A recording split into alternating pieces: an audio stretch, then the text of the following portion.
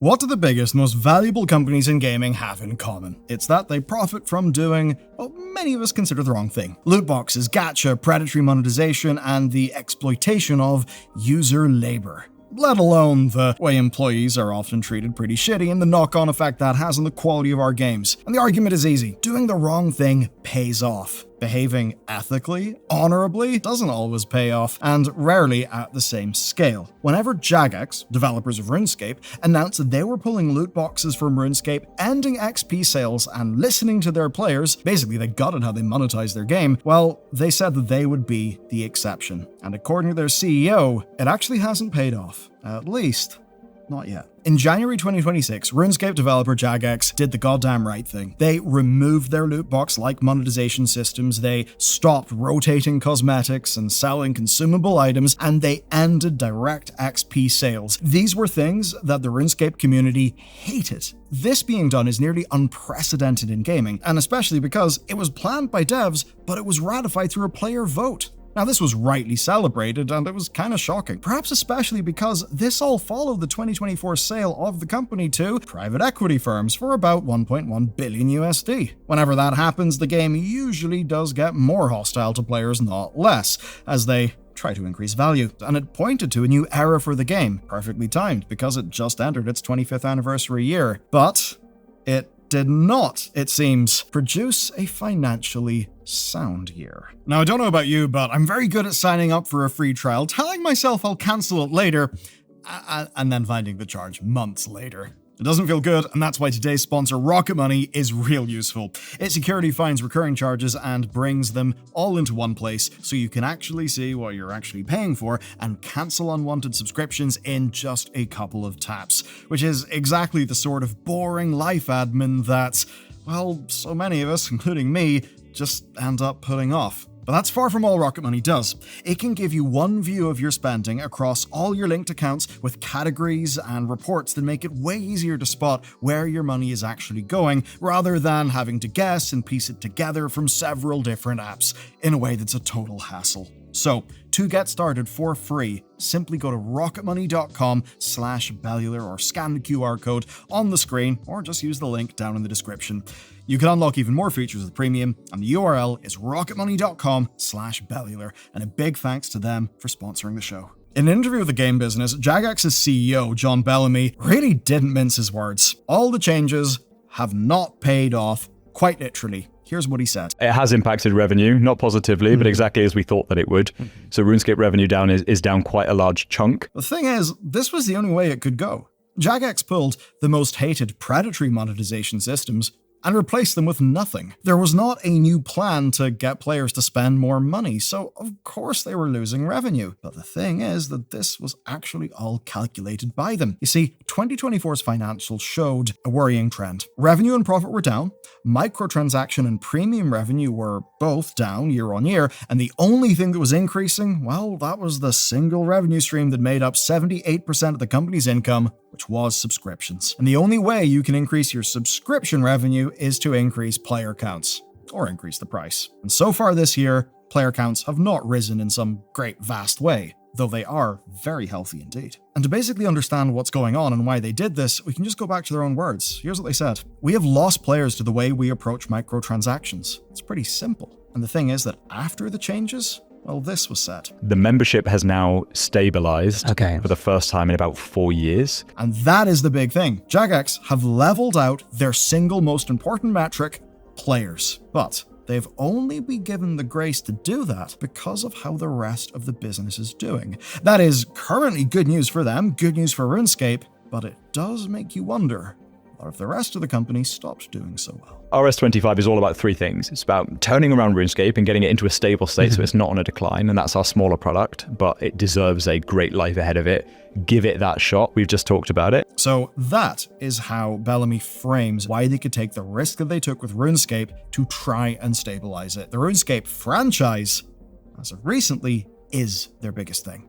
You see, Jagex sold off developers GameSpires in 2026, only 3 years after buying them. They then changed their trading name to Jagex, the RuneScape company. So they are very visibly committed. And where it gets interesting is not that they made the changes they made or that players ratified them, it's that they had approval from the people who own them, the private equity firms who basically are the shareholders in this case, acting sort of as the shareholders would. And the team above me all wanted to swing for the fences and accepted that this was going to be short to medium term pain. And they all agreed that we don't expect to see a turnaround happen inside of 12 months. This is a longer term thing, but we're taking this investment and this risk because you can't continue to do exactly what we're currently doing and expect different behavior. Now, if I was to be cynical, I could say that might mean that come January 2027, those shareholders start expecting things to flip overnight with massive player growth and massive revenue. They've certainly invested enough money to warrant wanting those things. But in January, Bellamy told GameIndustry.biz that he had gone to the board to beg for, quote,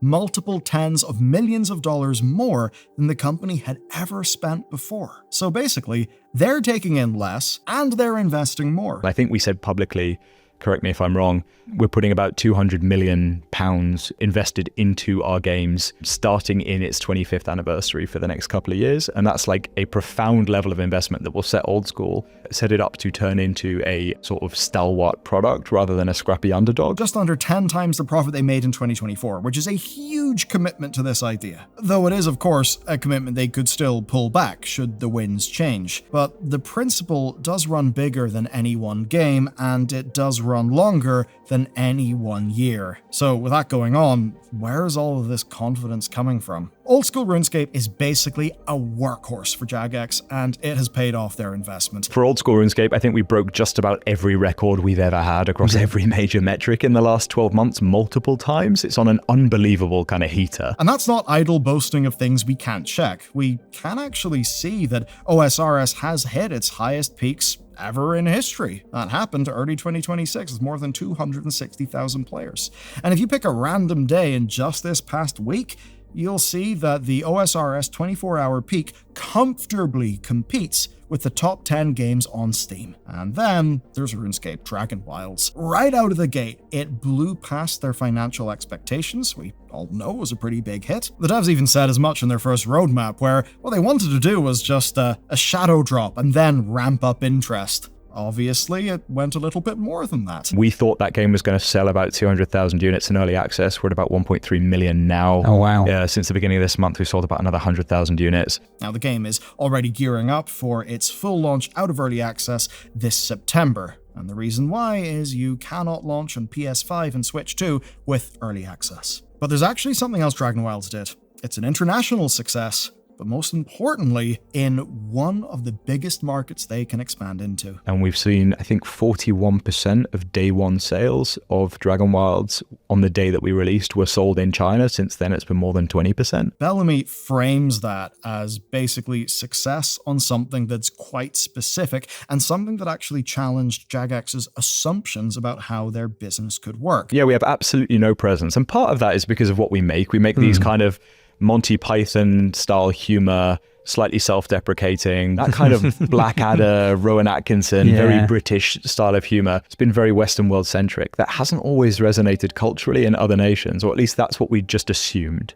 And then you release a product in China for the first time a week ago, and we've seen there's enough there for us to say, look, maybe our long-held suspicions about cultural fit aren't as true as we thought they were. And the kicker, so far at least, is that only 75% of players have been RuneScape players in some other format, meaning that 25% of the game's players came from outside of the RuneScape orbit. That's pretty big. They basically managed to grow their business without resorting to the, egregious monetization or dark patterns or any of that nasty shit. And at least Bellamy's framing is that this is because you can't just rely on whatever the data suggests will be successful. And if I was to draw a thread through so much of what's been frustrating about the games industry over the last 15 years, it's that numbers are a lagging indicator. You only see sales numbers after the fact. And when we find ourselves led by lagging indicators, we can really miss the forest for the trees. We can really end up optimizing the wrong thing. And I'm sure you felt that in the games that you play And I guess while this is only one CEO, if we can get more CEOs finding themselves in positions like this, well, that might just be good for the games industry. Because if the only thing we follow is money in the short term, gaming is not going to be something worth loving. Let's deal with the data side properly. So Jagex could have doubled down. They could have looked at the falling revenue and player numbers and just decided to go harder in monetization, to maybe squeeze the people who remained more, which of course is going on everywhere. Many other bigger, more successful companies have done just that, and we've even seen Sony overtly talk about how they need to increase revenue per user in the face of current market conditions, let's just say. And the thing with this story is that Jagex, for the longest time, had just been following the data in that very traditional shitty way. The layoffs of, say, June 2025 gutted community managers and support staff. They ended bespoke projects like Sandaris. Bellamy himself didn't want to risk the controversy of developing Pride content. They were so, defensive and worried. There were many rationalizations that just never quite rang true. But when it comes to the money, he is rather clear here in this interview, and he's clear that they cannot just follow the data, that they cannot do it. So I couldn't have put it better myself.